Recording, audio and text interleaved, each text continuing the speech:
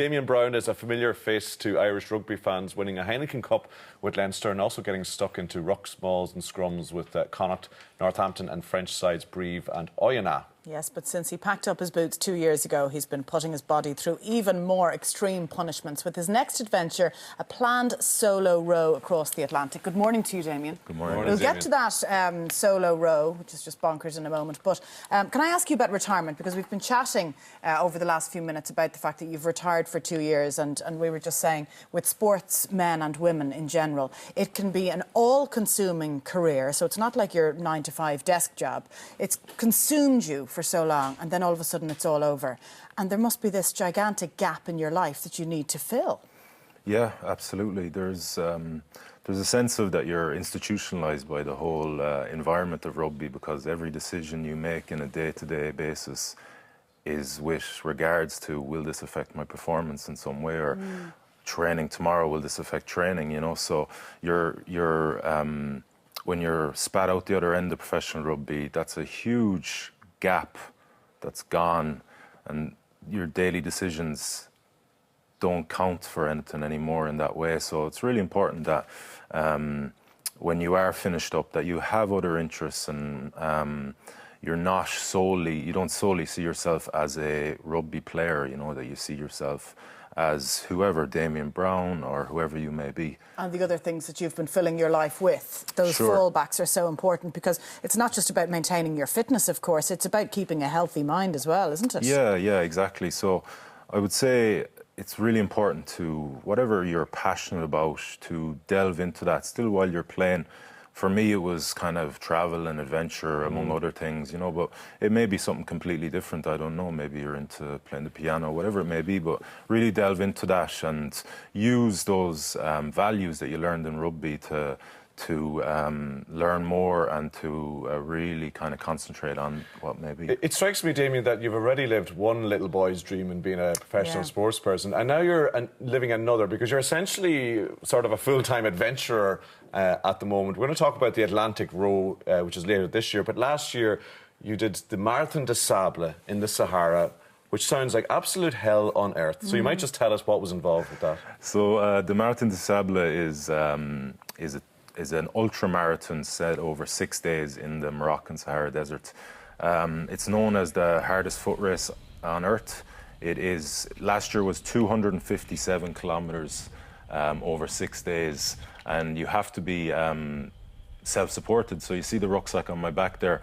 That's got all my food for the 6 days in it, all my cooking utensils, a sleeping bag, and everything I need for the 6 days to survive, basically.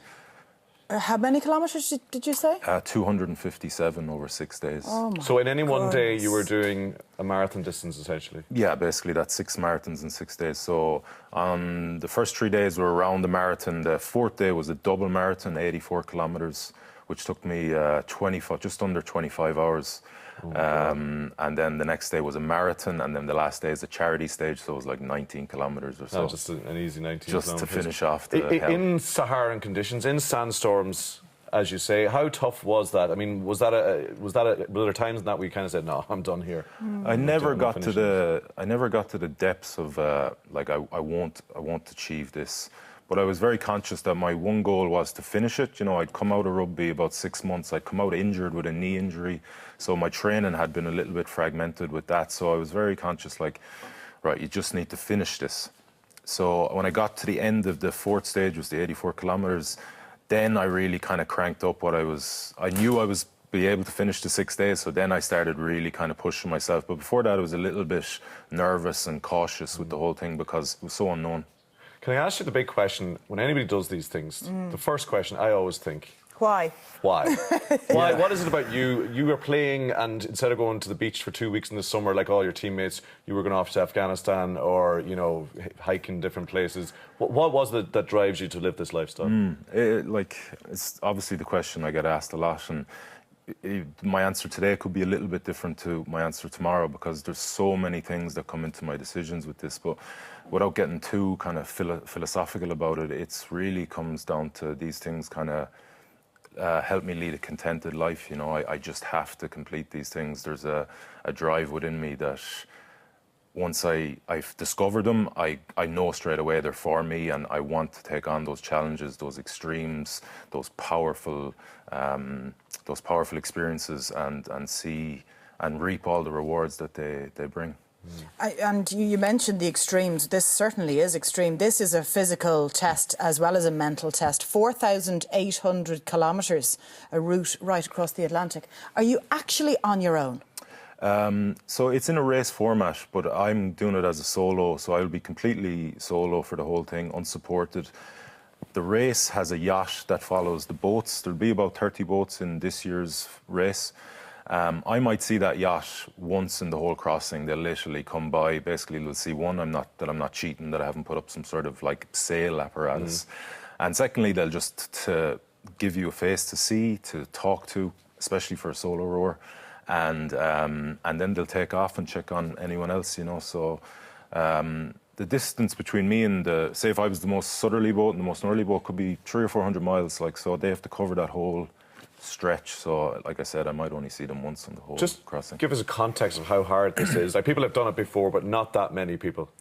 No, very few. There's the race say that more people have been to space, more people have been on top of the Mount Everest than have crossed the Atlantic, and that's in pairs and threes and fours and fives. When you take it down to solos, you're in a very, very small percentage of the world population. Would you not feel very lonely? Definitely going to go through huge highs and huge lows. I imagine loneliness is going to be a real part of it. But that's part of the challenge, you know. That's why I do these things. Like, I don't know the outcome, and that's what a real adventure is. Yeah, how long will it actually take to do it? It's hugely weather dependent, so you're talking between 40 to 90 days. 90 days if you get storm after storm after storm. And you'll have all your supplies, your food with you? On your own, up to 90 days? Up to 90 days. Last year, one rower, Darryl Farmer, took him 96 days. He had a huge amount of technical difficulties. And how much contact do you have with the outside world in that time? You have a satellite phone. You have two satellite phones, one for the race to contact you, and then one for family, friends, whoever. You have a router on the boat, so you can send emails and that sort of stuff. It all goes through the satellite system. So you have a decent amount of connection. You know, I'll be rowing through Christmas Day, so I'll have to ring home and get very, very lonely that day, I imagine.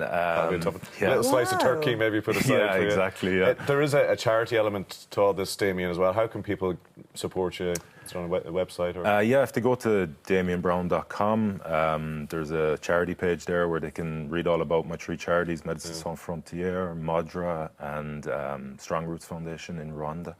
And yeah, you can go to press the donate button there, and brilliant. We might try and do a call with you somewhere along the way. We'd love to hear how you're getting on. Definitely, yeah. I think it's incredible. Like, it's unthinkable for me to get to get my head around it. Yeah, no, I'd love the conversation to go a long way as well. Right, we have to go now, Damian. Okay, we have to go. please, stay online. Damian, it's been great chatting to you. I'm exhausted even just listening to all your stories. So thanks for having me. It's great.